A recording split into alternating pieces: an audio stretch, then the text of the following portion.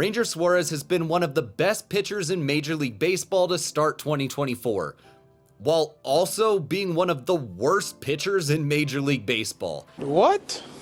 I know, it makes no sense. Let me explain. Ranger Suarez signed with the Philadelphia Phillies as an amateur free agent in 2012 out of Venezuela, and made his Major League debut with them in 2018 at just 22 years old. He spent his first couple of seasons mainly getting used out of the bullpen and more of a long relief role, but he really showed the Phillies what he could do in 2019 and 2021. He proved he was a guy that more than anything can keep the ball in the ballpark and limit extra bases by getting a ton of contact on the ground. So the Phillies decided that starting in 2022, Suarez was going to get his shot at the starting rotation. In his first 2 years as a starter, he struggled to make it through a full season, but he was a solid starting pitcher and lived up to his MO, getting a ton of grounders and keeping the extra base hits to a minimum. Suarez had his strengths as a pitcher, but he still needed to round out his game instead of solely relying on what he's good at. And that brings us to this year, where to start 2024, Ranger Suarez has been one of the best starting pitchers in baseball, ranking second in ERA, first in WHIP, and fourth in FIP out of 72 qualified pitchers. If he keeps this up, Suarez could be turning in a Cy Young caliber season. But this shouldn't be happening. He wasn't a top 100 prospect, and hell, he never even cracked the Phillies' top 10 prospects. He didn't have any hype coming up as a prospect because he's not a guy that jumps out at you. A 6'1", 217-pound lefty with a low 90s fastball, not a lot of movement, and none of his pitches had a ceiling higher than a 55 on the 20 to 80 scouting scale according to Fangraphs. Baseball's in a time where, as a pitcher, stuff is king. Guys are throwing harder than ever and getting more spin and more movement than ever, and Suarez just doesn't compare to what we see across the league right now. According to Stuff Plus, a stat that rates how nasty a pitch is based on stuff like release point, velocity, movement, spin, and like all the plus stats sets it on a scale where 100 is average and every point above or below is 1% better or worse. Suarez has some of the worst pitches in the league at an 84 Stuff Plus. Out of 75 qualified pitchers, that puts him 68th. 68th. One thing. I wanted one thing today. Even for a starting pitcher, he's got a terrible four-seamer by today's standards. His best pitch is his cutter, with his sinker the only other one that's even above average, and he doesn't have a single off-speed pitch that looks like it could get him outs. I mean, it'd get me out, but that's why I'm pretending to know what I'm talking about on YouTube. Why the hell do you guys listen to me again? So how is a guy that wasn't a top prospect and doesn't even have major league stuff one of the best pitchers in MLB right now, and how has he figured out how to use these bad pitches to dominate the best hitters in the world? Before we get to that, real quick, I gotta shout out the sponsor of this video, Southern New Hampshire University Sports Management Program. I always knew I wanted to do something to work in sports, and after trying to figure that out for years, I started doing these videos. But if I had a clear path to working in sports when I was younger, that would have made some of my life choices a lot easier. That's where SNHU comes in, an accredited nonprofit university with radically affordable tuition, voted one of the country's most innovative universities by US News and World Report. In their sports management program, you'll learn about the business and economics of sports, sports management principles, and how to gather and analyze data to let you turn your passion for sports into a degree and help prepare you for a career as an athletic director, sports information director, marketing manager, or other exciting roles in the sports industry. You'll be taught by faculty with real-world experience and have opportunities to connect with people in the industry. You can take advantage of an internship or experiential learning courses within the field, have access to SNHU's network of graduates already in sports-related organizations, and SNHU will be there to help you begin your job hunt when you graduate. So if you're ready to turn your passion for sports into a degree and maybe even a career, use my link in the description and pinned comment to find out more about this awesome opportunity and help support the channel. And thank you again to Southern New Hampshire University for sponsoring this video. Suarez has gone with 6 pitches over his career: a four-seamer, sinker, changeup, slider, cutter, and curve. And over the years, he's changed things up by throwing less four-seamers and more sinkers, phasing out his slider and instead using the cutter and especially the curveball more after adding both of those in 2022. This year he's throwing all 5 pitches to righties, but against lefties he goes mainly with the sinker, fastball, and changeup, which is interesting because you usually see more changeups against opposite side hitters, so you'd normally think that he'd attack righties this way and use his breaking balls against lefties. The sinker's his main pitch, using this at the bottom of the zone to get a ton of grounders, or if he gets it just below the zone, he hasn't given up a single hit yet this season,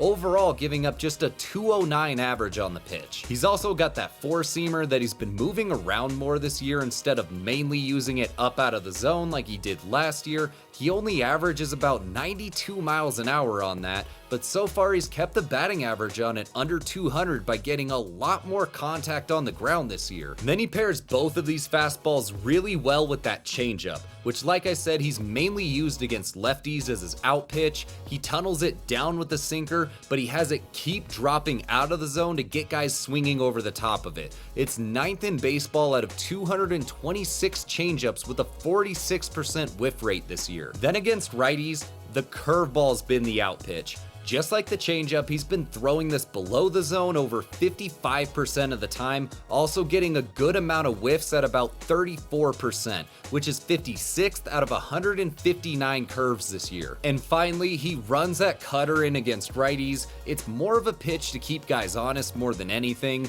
which is interesting because, again, according to Stuff Plus, it's his best pitch, but he barely throws it, and in terms of slugging, it's gotten hit the hardest this year and last year. So we know what pitches he's using and how he's using them, but how is he putting these together into a game plan to attack hitters and keep them so off balance? Well, first, you might have picked up on this earlier, he's locating most of his pitches at the bottom of the zone or just under it. The four-seamer every so often keeps guys from diving down all the time, but the sinker, changeup, and curve, he's throwing all of these.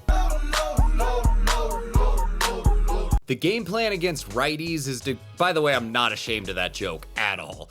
Against righties, he's going right at him with sinkers and the four-seamer to start at bats and get ahead. Then once the count's in his favor, the curve is taken over along with the changeup. He's trying to get hitters to chase these, and with 2 strikes, it's mainly the curve to get chases, or he's gonna throw a sinker to try to catch guys napping. And then against lefties, he's just hammering the zone with sinkers until he gets ahead.